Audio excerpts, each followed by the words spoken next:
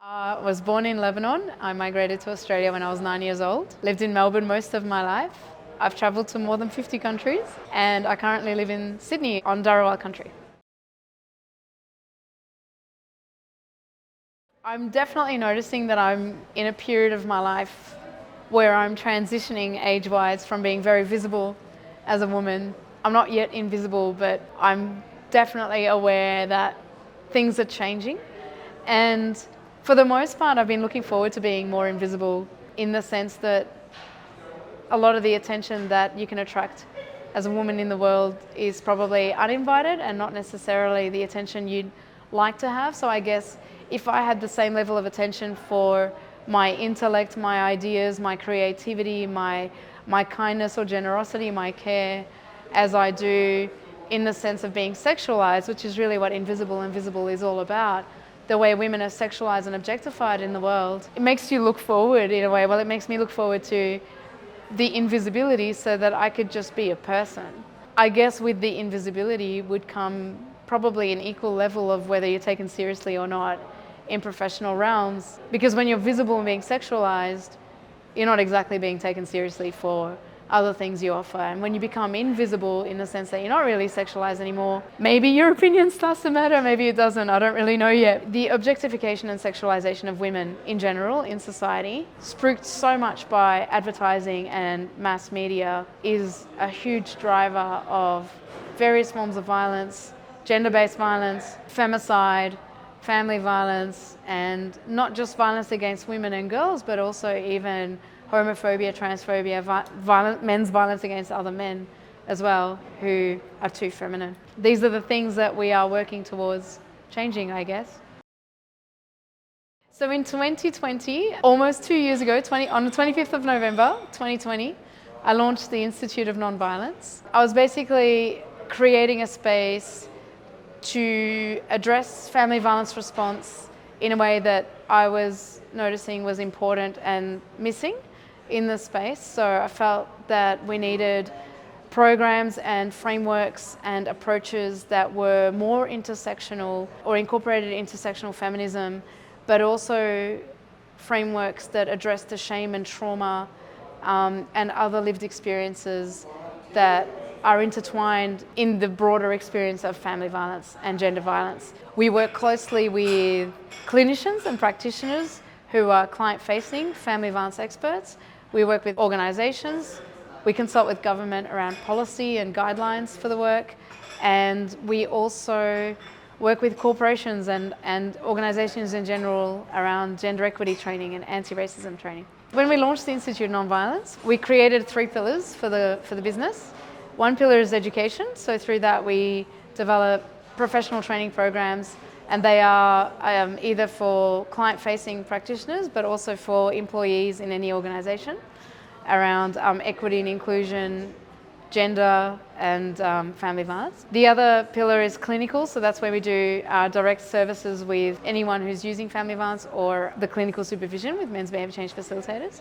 And the third pillar is social engagement.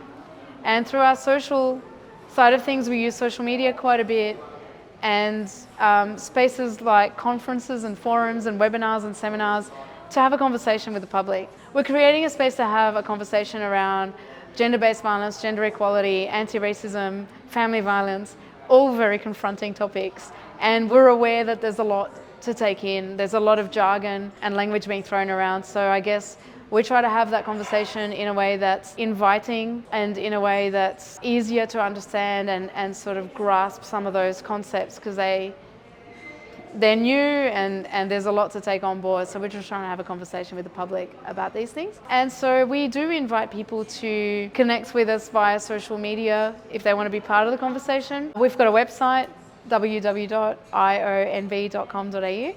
And that's got access to all of our social media channels, as well as a contact way and our services that we provide. So I guess organisations that are interested in some of the gender equity and anti-racism work we're doing or family violence training that we do could get in touch with us through that as well. I have been working in the family violence sector for a few years, and I noticed that a lot of the organisations that are addressing violence have the word violence in their titles. So I really wanted to, from the point of the title, talk about non-violence. The colours we chose reflect some of that as well. So we use orange, which is the international colour to end violence against women. So Orange a World is the theme for the 16 Days of Activism campaign, which we get involved with every year. And we actually launched our business on the 25th of November, which is the first day of the 16 days, and also the International Day to Eliminate Violence Against Women. So we thought about it quite a bit in terms of what's the messaging that we want to put out. The other colour of the business is teal. Coincidentally, I'm wearing teal today.